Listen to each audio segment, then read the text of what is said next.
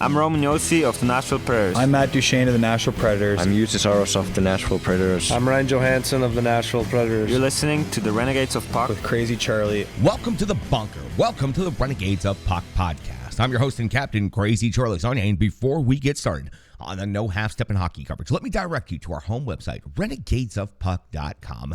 Once you go to that website, you'll learn everything you need to know about the show, and once you're good and educated, you can click on that merchandise tab. That's going to take you immediately to our classic logo t-shirt, our Pride logo t-shirt, all of our different special event t-shirts that we have. And don't worry, all the gimmicks you've come to know and love from the Renegades of Puck are still in our online store, something like 55 different items now, from socks to throw pillows to wall art to bed sets and just about anything else you can think of. You can outfit your entire body or your entire self and home with Renegades of Puck merchandise. We sure would appreciate if you would go ahead and do that. We've sold out so that you can buy in. Stick taps, love, and respect to each and every one of you who have picked up some merchandise over the season. You can help us out on social media. It's of critical importance to this independent operation. Please give us a like, give us a follow, give us a subscription, and we are sure appreciative of all of the new subscribers on our YouTube channel. Thank you so much. You've helped us get over a significant milestone that we've been trying to get to for some time now. Over 200 subscribers. That is incredible for an operation that has only existed on YouTube for just over a year's time now. So please give us a subscription, give us a like, give us a follow there. Also on social media, Twitter, Instagram, Facebook, TikTok, any of those platforms. You can find us very active at all times. Twitch is our behind-the-scenes live stream platform. You can see if there's any mistakes or second takes. You can even get the information there long before it gets posted in fully produced and edited podcast form. And speaking of that podcast, you can find the audio podcast just about anywhere. Stitcher, Spotify, Google, you can find us on all of those different places. Amazon is another example. Please just search Renegades of Puck on your favorite podcast platform and you will get access to the show completely for free. Stick taps, love, and respect. We sure do appreciate each and every one of you. Over 1 million replays and downloads last year, and we're going to blow that number out of the water in 2023. I know it because I have the support of the Renegades of Puck. Now, Venmo is how you can become a partner of the show or become a sponsor. Just go to Venmo and search Renegades of Puck or scan the QR code that's currently on your screen. Thanks to generous Renegades, just like you watching right now, we've been able to upgrade significant amounts of technology here throughout the bunker. We've also been able to make some plans behind the scenes that you're going to start seeing soon, including the Renegades Puck Hockey Club, which will be making its debut next week. So, again, stick taps, love, and respect. We sure to appreciate each and every one of you for the support and for helping us out. Now, I know it's time for the No Half Step in Hockey coverage, so let's get to the goods. It's time for operation number 707 for the Renegades of Puck. That's right, 707. Show 707 for the Renegades of Puck, over 11 years on the radio here and on YouTube. And at this moment in hockey history, the Nashville Predators, after 46 games played on the season, currently find themselves with a record of 22-18-6. 50 points, has them 3 points behind fourth place Colorado, 4 points behind an automatic qualifying playoff spot of third place in the Central Division. That is currently the Minnesota Wild. 11 points behind second place Winnipeg, and we'll be talking about the Winnipeg Jets quite a bit more throughout this episode, and 13 points behind the first place Dallas Stars. So from top to bottom in the Central Division, let's give you that recap. The Dallas Stars currently sit in first place at 63 points after 48 games played. The Winnipeg Jets have played one less game and have 2 less points at 61. The Minnesota Wild are at 54 points. The Colorado Avalanche at 53. The Predators are at 50. St. Louis, 1 point behind the Preds in 6th place at 49 points. And then trailing the division is the Arizona Coyotes and the Blackhawks, of course, 33 and 32 points, respectively. For the Nashville Predators, their home record is 12-7-3. They've scored 129 goals. They've given up 136. Their goal differential is -7. Now, I mentioned Winnipeg. Critical. That's the Nashville Predators' next opponent, and they are coming to Bridgestone Arena. So let's go back and talk about the second place in the Central Division, Winnipeg Jets, a little bit. Their record on the season after 47 games played is 30. They have 30 victories. The only team in the Central Division with 30 victories at this point in the year. 16 losses, 1 overtime loss, 61 points overall on the road, 13-10-1. That's where their next game will take place at Bridgestone Arena.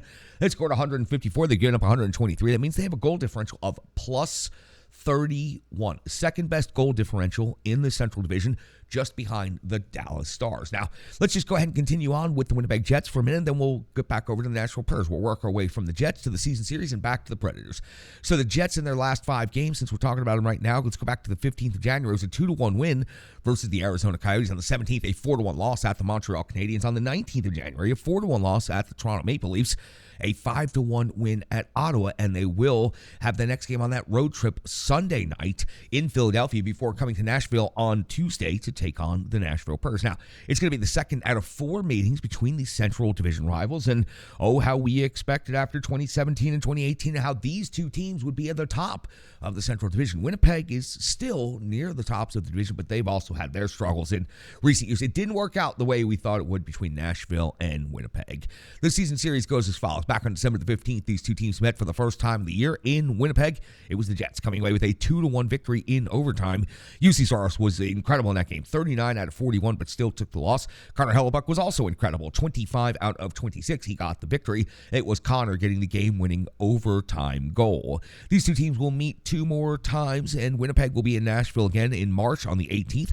And then on April the 8th, the Preds will go into Winnipeg for the final regular season meeting between these two teams. Now, for the Nashville Predators, once they wrap up this game against Winnipeg, one more game before the All-Star break. That's the New Jersey Devils. That is also going to be an incredibly difficult game. The Kings, the Jets, and the Devils all to wrap up this 3-game homestand before the All-Star game break. Now, after Thursday, it'll be the 7th of February when the Preds will be back on the ice. It will be at home, but it'll be against Vegas, so the Preds will have a nice break there in the middle, and I think everybody could use it about now. February the 11th, the Preds will be at Philadelphia. February 13th, the Preds will be back home against Arizona. February the 16th, the Nashville Predators will be at home against the Boston Bruins. For the Nashville Predators, only one injury to report at this time. Mark Borowiecki is, of course, on injured reserve. We have started to receive some word that there is a possibility of something movement with him on the injured reserve list, but no actual data at this point in time. Take a look at the matchup of the rankings between these two teams, and it is going to be in favor of the Winnipeg Jets in several of these statistical metrics. Let's start at the top with goals for. The Jets generating 3.28 goals per game. That's 11th best in the NHL, while the Nashville Predators are generating 2.76 goals per game. That's 27th in the NHL. Now, look, 2.76 is far from where they bottomed out at 2.42, but 2.76 is still not a great number. In goals against, the Winnipeg Jets, a very impressive defensive team, 3rd best in the NHL in goals against, 2.62. A lot of that has to do, of course, with Connor Hellebuck. The Nashville Predators, 13th in the NHL in goals against, 2.93. In shots for category, the Preds are at 19 in the league. They're generating 31 on net per game, while the Winnipeg Jets are only generating 29.9 shots per game. That is 22nd in the NHL, but I expect that we'll see an uptick against the Nashville Predators, who give up 34.4 shots against, and that is right near the bottom of the NHL, 29th overall. While the Winnipeg Jets give up 30.7 per game, that is 12th in the NHL. Special teams, this is going to be dramatically in favor of the Winnipeg Jets in this matchup. Their power play is rated 9th in the NHL, converting 24.7%. That is impressive. 36 out of 146 is the raw data. The Nashville Predators power play, while successful for one brief moment against the LA Kings, overall in the season it has been abysmal. 16.5% is the conversion rate, 28th overall in the NHL, 25 out of 152 power play opportunities. Now on the penalty kill, the Nashville Predators are 14th overall in the NHL. They've given up 33 power play goals against. Their penalty kill rate is 79.9%. The Winnipeg Jets dramatically better at 2nd overall in the league. They've only given up 20 power play goals on the season. That is an impressive number. Their kill rate, 84.9%. Now, listen, when it comes to NHL clubs, every one of these teams has incredibly high-skilled individual players and scorers, and that's exactly why we go over the individual scoring leaders, and we usually go through the top 5 and give you the goaltenders' numbers. Let's start with the visiting team, the Winnipeg Jets, and then we'll move over to the Nashville Predators side of the ledger. Connor leads this team not only in goals with 23, but in total points with 56. That means he has 33 assists to add to that, and he had the game-winning overtime goal in the first meeting against the Nashville Predators this season. Morrissey, 8 goals, 43 assists, leads the Jets in total assists, 51 points, puts him 2nd on the team in scoring. Dubois, 20 and 29 for 49. Scheifele, 28 goals on the season, just highly impressive. He leads the Winnipeg Jets in total goals, 15 assists, 43 points overall, and Scheifele usually has very good games against the Nashville Predators. Wheeler is 12 and 21 for 33 points on the season, and in net, Connor Hellebuck, who we all know very well in Nashville. We have followed his entire career here in the Central Division. A record of 23, 12, and 1, a 9.24 save percentage, a 2.39 goals against average. This is going to be an incredible goaltending matchup. The first one was an incredible goaltending matchup, and I'm very much looking forward to this one. Let's talk about UC Saros, and then we'll talk about the Preds skaters, because we just talked about Hellebuck and his significant numbers.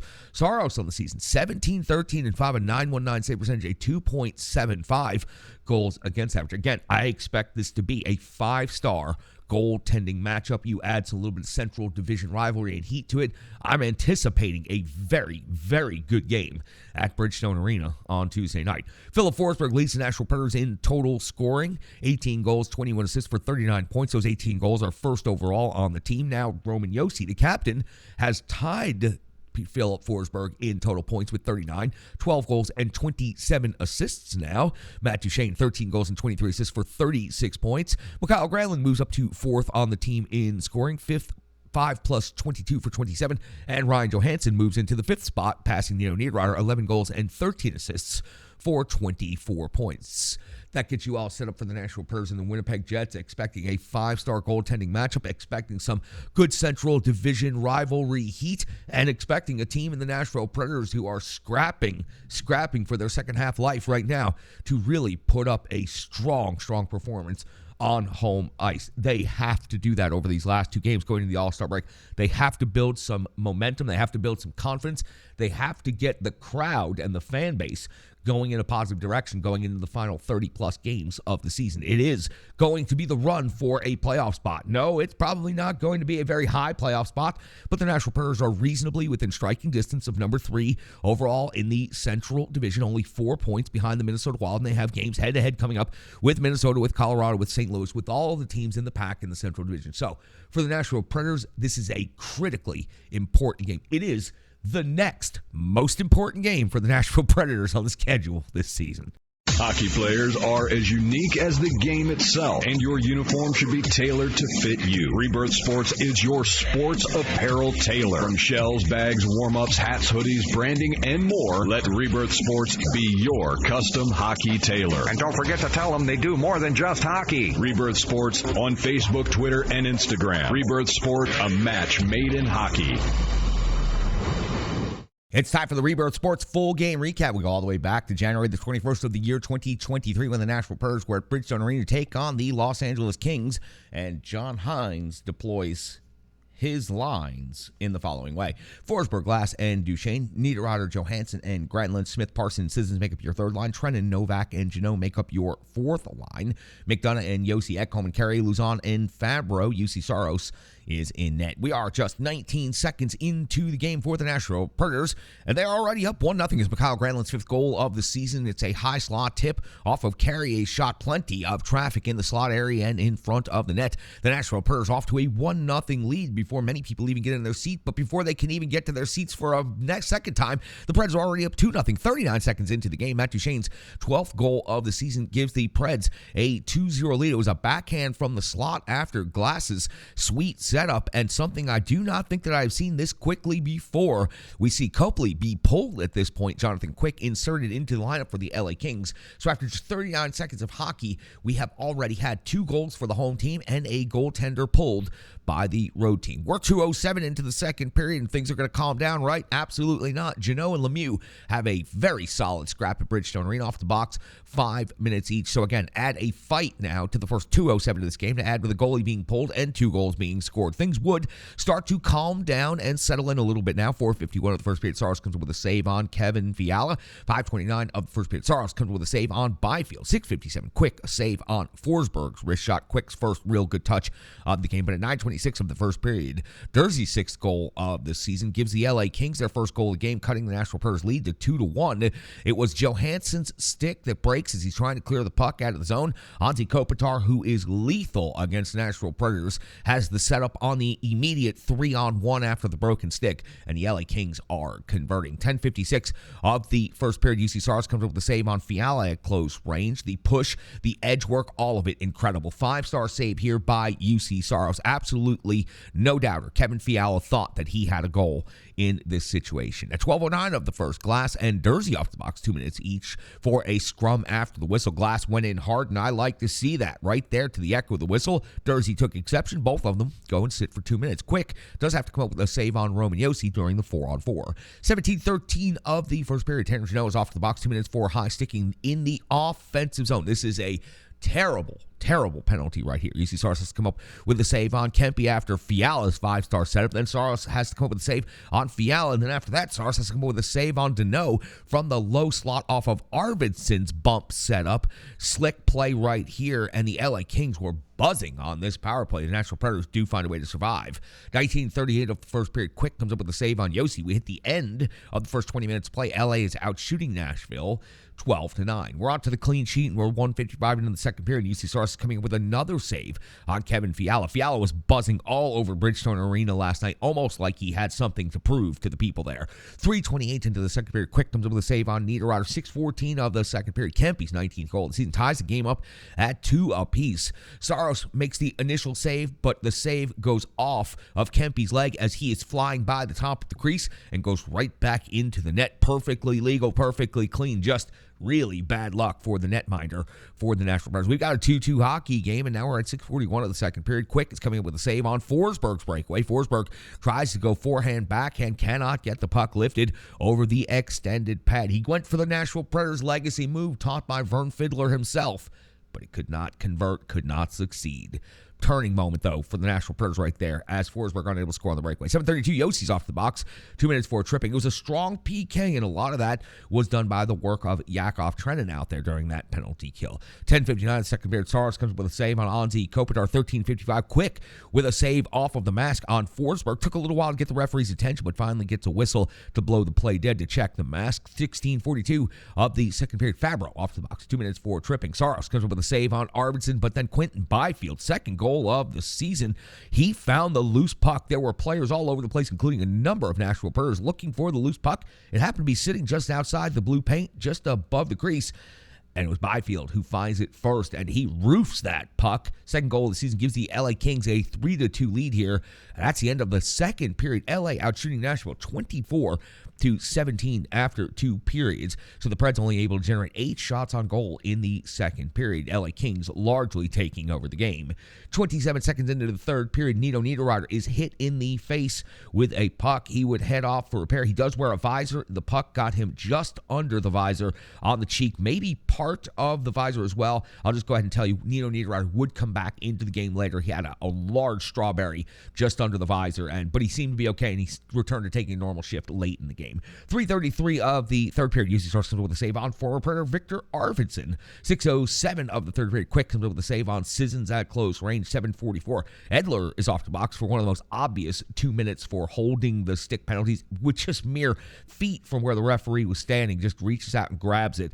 And this is when the Nashville Predators power play would finally do something good and come through for the Preds as Ryan Johansson would score his 11th goal of the season. It was another redirect, this time off of Granlund's pass in the slot, and it was a sick redirect. Nashville Predators tie this game up at 3 apiece in the third period. 9:41 of the third. Glass hits the post. Great opportunity for the Preds right here, but at 13:34, it's going to be Matt Duchene's 13th goal of the season, giving the Nashville Predators back the lead. 4-3 now in the third period. It was Carrier with the setup off of the rush, and Duchene finishing like an absolute scoring professional, scoring like a guy who's scored 40 goals in his career. This honestly, legitimately was a great goal scorer's goal right here, and you got to rewind the play. Before the rush started, as the Kings were going into the Nashville Predator zone, Matthias Ekholm's stand-up hit at the blue line not only knocked that LA Kings player flat on his ass, but dislodged LA from control and possession of the puck, turned the play back around, and allowed Carrier to go on the rush with Duchene, getting the Nashville Predators this goal. So the Preds lead 4-3, 14:21 of the third period. We see Saros comes up with a save on Kapari. 16:10 of the third period. It's Cole Smith, his first goal of the season for the Nashville Predators. It was a tip of Roman Josi's long shot. It made the game 5-3. And for Cole Smith, first of all, congratulations. And if you don't say that, you don't think that, you're an absolute dick. Congratulations to Cole Smith for his first goal with the Nashville Predators. God, we've given him so much grief on here. We're going to turn around and give him a little bit of credit. We absolutely have to, because he scored his first goal, and it was a pivotal goal for the Nashville Predators last night, giving the Preds a 2-goal lead. We flip to the back of the sheet, and we go to 18-18 of the third period. That's where UC Saros coming up with another save on Kevin Fiala. 18-25, Mikhail Granlund is off to the box. 2 minutes for a puck over the glass. The Nashville Predators continue the trend of taking bad penalties late in third periods. UC Saros does come up with a save on Dowdy. The Preds fire the puck at the empty net several times, unable to convert, but the buzzer does sound with the Nashville Predators maintaining that 2-goal lead. 5-3 victory at Bridgestone Arena. Most unexpected. When the Preds went down 3-2 in the second period, it looked like the LA Kings were going to take over this game and run away with it. But the Preds dug deep. They found something, and they found a way to get those 2 points. And if you are upset that the Nashville Predators found a way to have a really good, strong third period and found a way to get a young player a goal that he's been desperately trying to get, you're upset the Predators won, they got 2 points. If you're upset about all of these things, I don't think that you're a fan of the Nashville Predators team. I really don't think you are. That comes in the analysis portion of things, though, and we've got a lot to talk about, especially on that topic. There were some things that went on last night that the Renegades definitely have some things they want to talk about, so let's not waste any more time. Let's get to that. That was a Rebirth Sports full game recap that gets you all caught up on everything that happened at Bridgestone Arena last night between the Nashville Predators and the LA Kings. Let's get into the box score. Let's get into the numbers, the analysis, the opinions, and all that good stuff, including the Renegades of Puck. That's coming up next. Hello, hello, hello. I'm Tracy, owner-operator of Strong Style Fitness. And that's me and my training assistant, Rizzo. And we are here to bring you fitness that meets you where you are by offering circuit classes, bar-inspired classes, Tabata workouts, boot camps, guided stretching, and more, all taught by a certified personal trainer, me. To learn more, go to our website, strongstylefit.com. Subscribe on YouTube at Strong Style Fitness. Follow on social media at Strong Style Fit. But most importantly, let's get you moving. It doesn't matter if it's your first workout or you've been doing it for years. Strong Style Fitness has the workout that meets you on your journey and helps you along the path to a happier, healthier life. I understand where you've been, what you were going through, and where you were going, and I want to take you there. We'll see you on the mat. Mwah.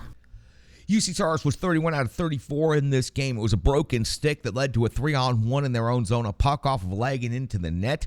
And then the LA Kings were only able to score one other goal. It was a good enough performance to overcome those 2 bad goals against that happened a little bit earlier in the game, and UC Saros finds a way to come through with the victory. Listen, his performance overall was pretty good. A bad bounce off a leg and a broken stick, you've got to just eliminate those from it, so therefore UC Saros really only gives up 1 goal in this game, and he made otherworldly saves. He stopped Kevin Fiala on the doorstep a numerous amount of times. He stopped Byfield right there on top of the crease. He stopped just about everybody in close range last night. UC Saros, I felt, had an incredible performance, and it was a really, really good, strong performance on home ice in front of that home crowd. Matt Duchene stepped up. After the St. Louis game, we called out everybody. Everybody called out everybody. The team called itself out. We called the team out. The players called themselves out.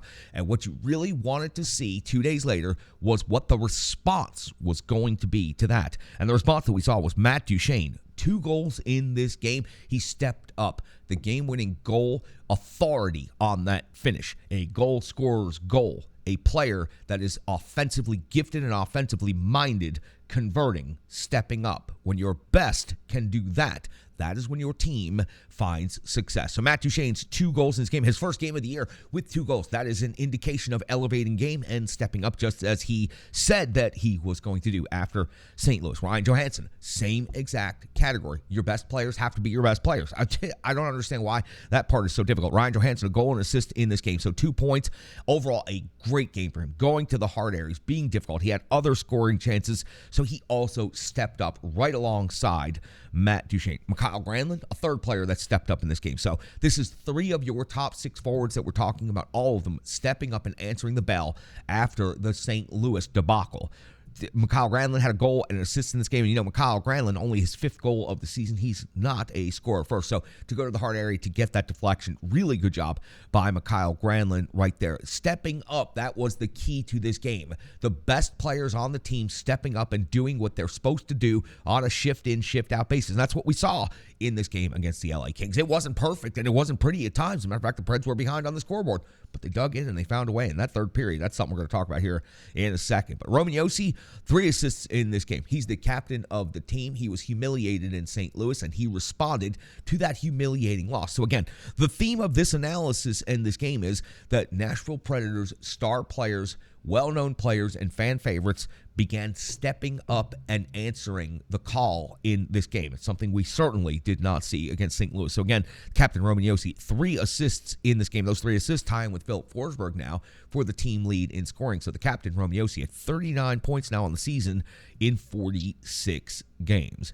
You have to talk about Cole Smith for just a second. Cole Smith has been so desperate to find goal. Listen, I've questioned why the coaching staff has so much confidence, so much belief, why they would keep him in the lineup for more than half the season without producing any offense when Eli Tolvanen can produce offense but is no longer on the team. He's now on Seattle Kraken, and there are other players in the minor leagues like Philip Tomasino who are absolutely putting up big numbers at the AHL level who could be here helping the Nashville Predators. But the coaching staff, for whatever it is, they feel that if they had 13 Cole Smiths, they'd be the best team in the NHL. I don't share that opinion, but I will, at this moment in time, give Stick Taps love and respect to Cole Smith for scoring a goal in the NHL. My God, what a moment, what an honor, and I cannot believe there are those of you out there that would be upset about Cole Smith scoring his first goal. I mean, get a life, really. One of the most special moments in this player's career, worked so hard to get to this point. Now, is Cole Smith destined to be in the NHL for a long time? Is he destined to be a top offensive player? Hell no. Absolutely not. From what I've seen in the sample size, Cole Smith is barely a fringe player on the Nashville Predators. On a better team, he has no chance of getting in the lineup. So celebrate Cole Smith's first goal.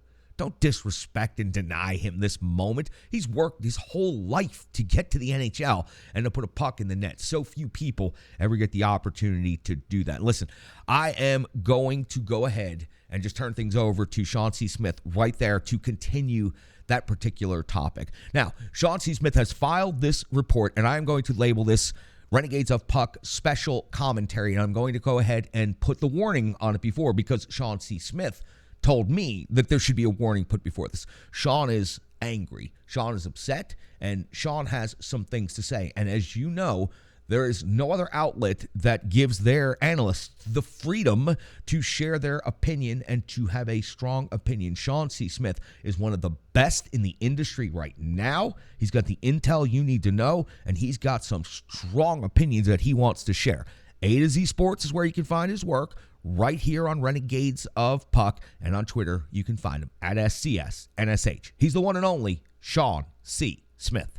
Thanks, Charlie. Hey, Renegades. It's Sean Smith, and we're going to talk, I want to talk about the win over the Kings, but I'm going to say this. There's a few other things that are on my mind tonight that I think maybe we need to get out in the open here. First, I'm going to say this. Exciting win for the Predators. Big win for the Predators. 5-3 game.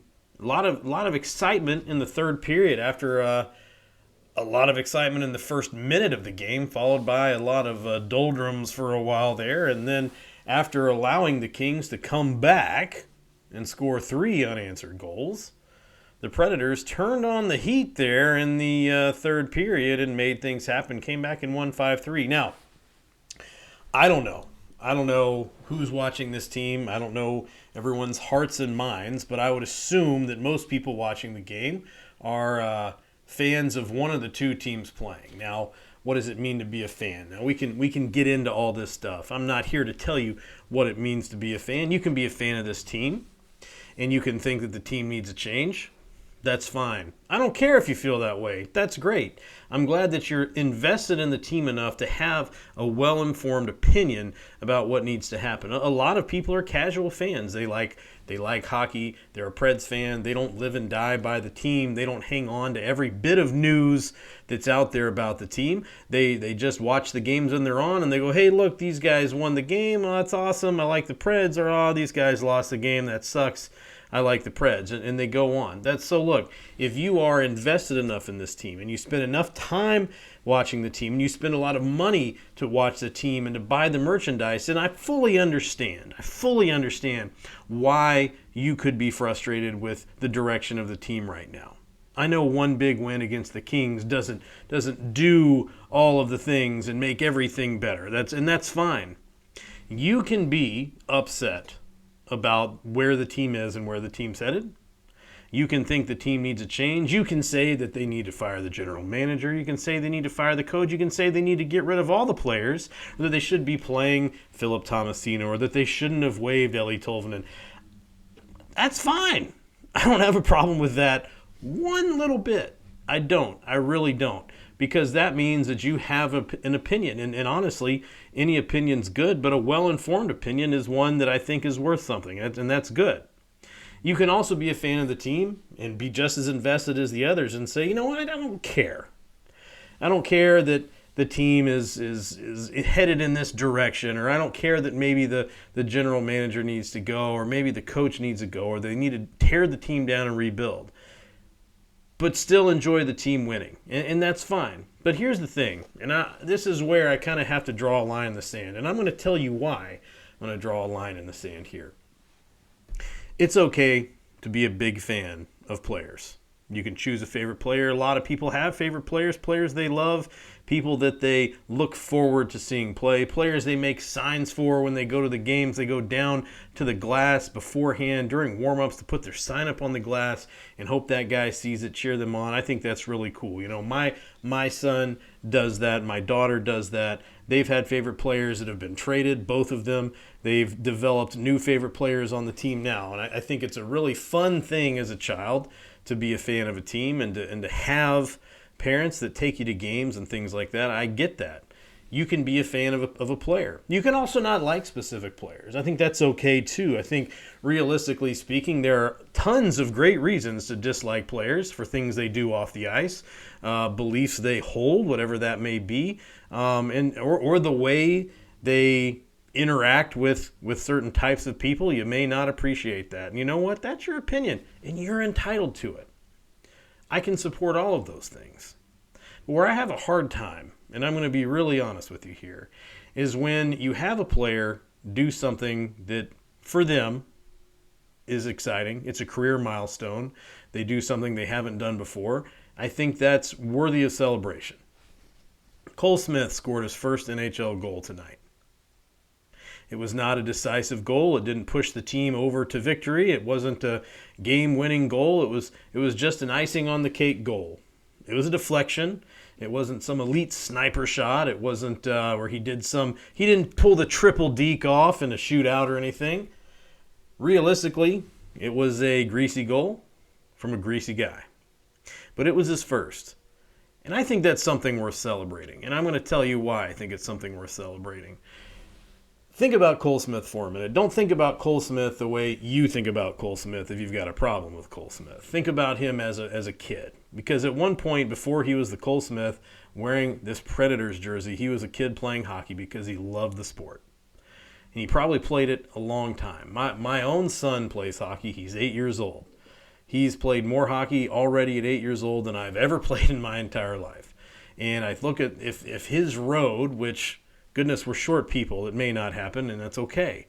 If his road leads to the NHL, he's going to be playing hockey for at least 10 more years before he even has a whiff of what that is or how close he is to that point. You know, maybe he plays college hockey. Maybe he plays junior hockey.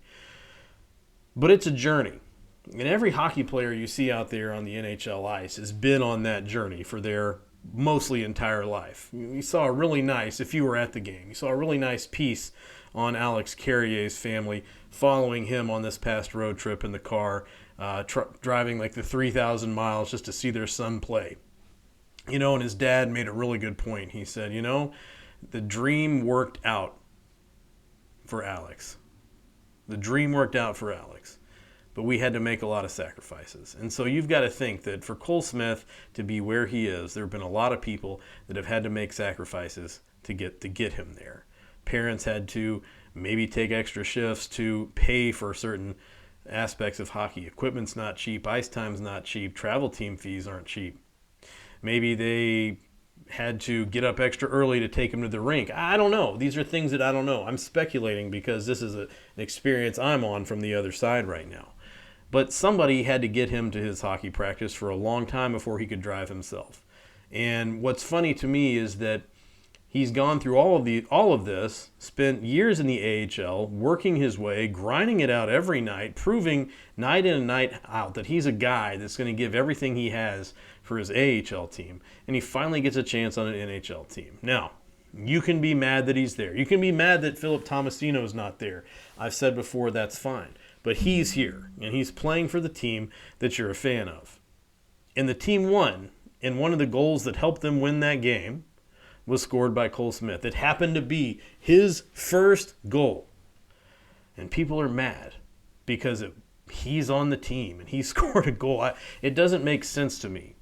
And maybe people are mad because the team's celebrating it, or the media members that are associated with the team are celebrating it, and upset that that's something that people are celebrating. But at the same time, this all goes back to, this is a guy playing hockey.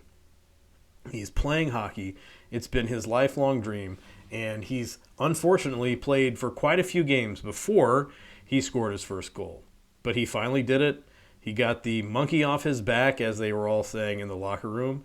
And realistically, this was an exciting moment for him. And you know what? He was more excited to turn around and see his team cheering him on than he was about actually scoring the goal. The memory that Cole Smith's going to have of his first NHL goal is not going to be how it happened. It's not going to be what it felt like when he saw it go in. It's going to be what he saw when he turned around and looked at his teammates losing their minds on the bench for him. Because all those guys, and here's the difference between all those guys and all of us out here, they all know what that experience is. They all know what that's like to go from being a kid playing hockey and having to be driven everywhere by your parents, and having your parents have to make sacrifices to get you where you're going and get you to do the things that you're going to do and you want to do. And they've experienced going all the way through that process to where they are now. And yeah, some of those guys over there make a heck of a lot more money than Cole Smith, and they've scored a hell of a lot more goals. And that's good for them. But right now, Cole Smith has one. And I guarantee you that one goal is just as important to him as the 200 or 300 that these other guys have. And if you're not happy about it, then I don't understand where your motivation's coming from. I'm not questioning your fandom. I'm not questioning your loyalty to the team. I'm not even questioning whether or not you have to like the guy. But if you don't get a little bit happy when you see somebody's dream get realized in front of a roaring crowd, much to the celebration of his teammates that you say that you're fans of, then I have to wonder where your heart is. Charlie, it was a good win. Great job for Cole Smith. Exciting time for that young man. And I hope that's the realization of a lifelong dream that he's been working for. And I wish more people could respect it and at least feel a little bit of happiness for the guy. That's all I got. Charlie, I'm going to send it back over to you.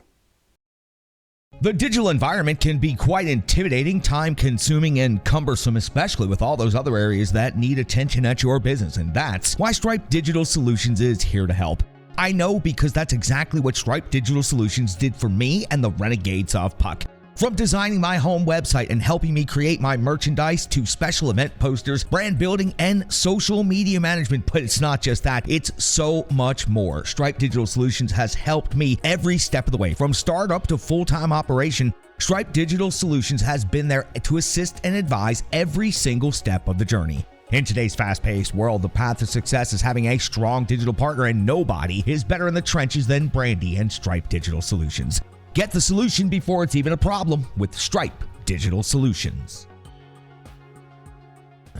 Taking a look inside the numbers and the box score before we take a look at the analytics and the charts with Brian Bass and Matt Duchesne. 2 goals in this game. Of course, his first 2-goal game of the season. Paces and leads the Nashville Predators. Mikhail Granlund, Ryan Johansson, and Cole Smith. Also goal scorers in this game. So all 5 goals come from the forwards, but not all of the points. The setups were definitely coming from the defensive side of things. A lot of good tips there in the crease and the high danger areas. So let's go down the assist category. Roman Josi led the team in assists in this game with 3. Alex Carrier had 2. Cody Glass had 2. Mikhail Granlund with 1. Johansson with 1. And Parsonen picks up another point. Very quietly continues his consistency. On a night when several other people put up big stats, there's Parsonen still putting up another assist. On the shots category, Philip Forsberg did not find a goal, did not find an assist, but did find himself 7 shots on net. And I thought, other than the breakaway, he looked really good. That breakaway is one that he has to finish on. He's too good of a scorer. He's an elite level scorer. He has to score on the breakaway. The captain, Roman Josi, had 3 shots on goal, second on the team. Ryan Johansson also had 3. Again, good to see Ryan Johansson taking a shot. He's got a better shot than I think that he believes.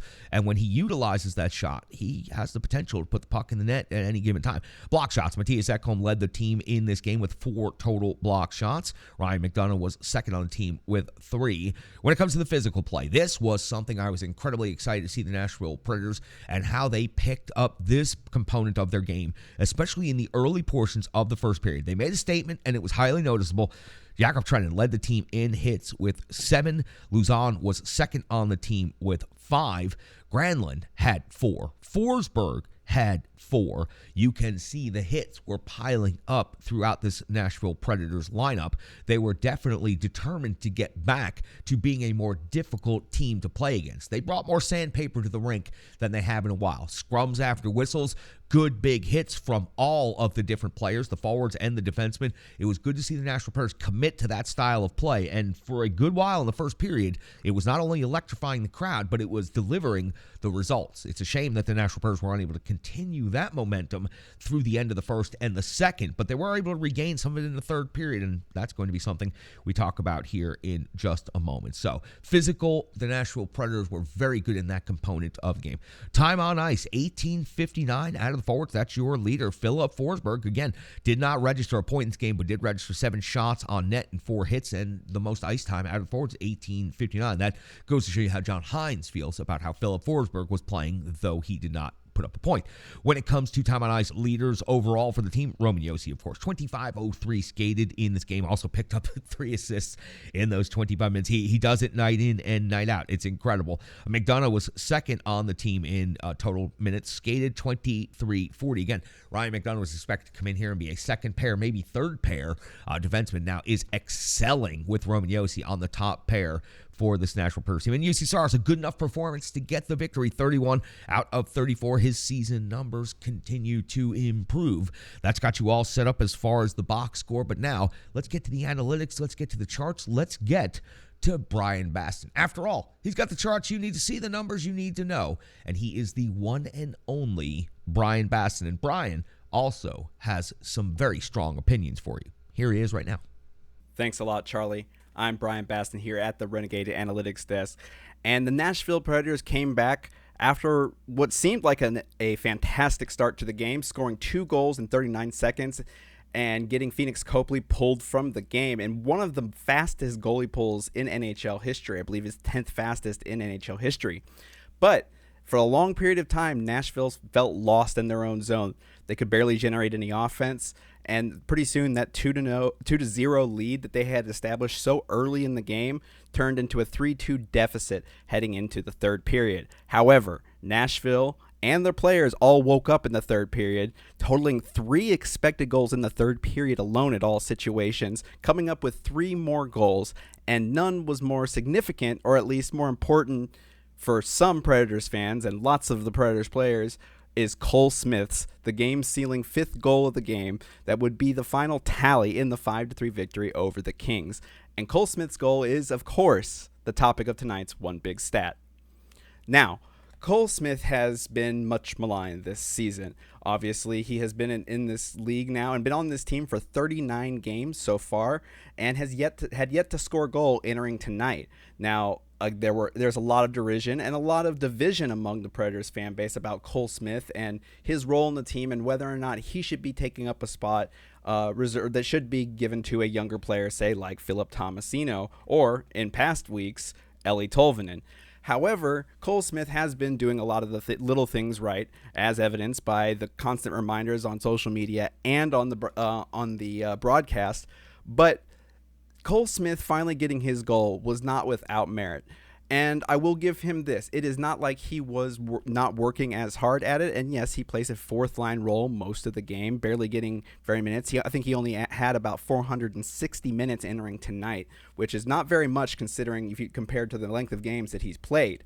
But he came into this game with 0 goals and obviously got his first on that third period tally tonight. But let's take a look at how Cole Smith got there and if that first goal was deserved and long overdue. So first off, let's look at how Cole Smith stacks up against other players in the NHL so far who have yet to score a goal. Now, looking at the top 10 players, Cole Smith ranks first in the NHL with the most total expected goals at all situations with 6.18. Now, that is over 2 expected goals over the next highest player, Owen Power of Buffalo. So yes, he should, by expected goal metrics and by shot probability, he should have about 6 goals. And that's a good sign because he's getting in those high danger chances. I mean, we've seen that all season long. He gets the chances, he just can't finish them. Well, nobody was able to create those chances among the non-goal scorers than Cole Smith. And one more thing, though, is was Cole Smith taking a lot of shots to inflate those numbers for the expected goals? Well, I can tell you again, absolutely not. Again, looking at those players with 0 goals entering tonight with over 300 minutes of time on ice, Cole Smith again leads all players in the NHL with no goals with an average of a 10% shot probability or 0.1 expected goals on his average unblocked shot attempt. Now, he's taken 62 unblocked shot attempts, which is about middle of the range for the top 10. But again, he's averaging on his shots, he's averaging high percentage, high danger goals. And so it was only a matter of time until that was able to happen. And thankfully for Cole Smith and for the Preds, he was able to get that monkey on his back, even if the Predators fan base may have helped him put it there. Now I'd like to conclude one big stat with a little bit of a personal note. As many of you know and saw on Twitter and other social media or on our website yesterday, SB Nation and Vox Media announced that many of the SB Nation hockey sites would be completely demonetized and no longer managed by the company by the end of February. Out of the 32 or 34 blogs total in SB Nation hockey, only 6 remain, and unfortunately, On the Forecheck is not one of them. Now, I've been with On the Forecheck for almost 4 years now, and it's been some of the best experiences I've had in my life. Now, for right now, the future is uncertain. We know that we will still operate as business as usual until the end of February. So nothing will change there, but the future past that, I'm not sure about. But there is one thing, Renegades, that I can assure you. I have the support of a lot of wonderful people, including the Captain Charlie Saunier, all the folks here I've worked with at the Renegades of Puck, like Sean Smith, a former member of On the Forecheck, Mosh, Ulti, Rachel. It's been really great to see the support that came from a lot of people, including a lot of the fans and you all, and it's much appreciated. But let me promise you one thing. On the Forecheck isn't going anywhere. I'm not going anywhere with this coverage. Yes, things may change. A website may be different, or one of us, or maybe all of us, may be in different places here by the time next season rolls around. But we're still going to be here to provide the coverage that we've always provided for years and years, ever since since the site started back with Dirk Hogue, with folks like Alex Doherty, like I said, Ann Kimmel, Sean Smith. These people who have been part of this website since its inception. Our great site editor, Kate. We're not going anywhere. The name may change, the website may change, but the coverage and the love that we have for this hockey team and providing this information to you, the fans, is worth more than whatever a website or a parent company might say. So thank you for all the kind words. And Captain Charlie, I appreciate you letting me say these few things because I wanted to make sure that everybody knew that I'm not going anywhere because I'm sorry, y'all can't get rid of me that easy. And that's my one big stat. I'm Crazy Charlie Saunier, captain of the Renegades of Puck. I'm also tired of the cold, tired of the dark, and tired of being landlocked. I'm also willing to bet that I'm not the only one who could use some sun, fun, and time in paradise with friends. That's exactly why I called our great friend Pete Weber. He told me, call Ships and Trips Travel, and now we're all going to Mexico. That's right, Renegades of Puck, July 15th to the 20th of 2023. Dreams Vallarta Resort in Puerto Vallarta is the destination to hang with Pete Weber in paradise. To join Pete and the Renegades of Puck in Puerto Vallarta, go to www.shipsandtripstravel.com. That's shipsandtripstravel.com, and just click on the ROP on vacation tab. Don't stay landlocked. Join the Renegades of Puck in paradise, July 15th to the 20th, 2023 in Puerto Vallarta. Pete Weber, the Renegades of Puck, and you. It's time to ditch those skates for flip-flops and fun in the sun. And just to wrap things up right here, the Nashville Predators needed that third period so bad. They had fallen behind and it was looking bleak. The crowd was dead silent at Bridgestone Arena. Then they found a way. They dug deep and they found a way to come back. That's exactly what they need. They needed that third period so much worse than most people would probably think and anticipate.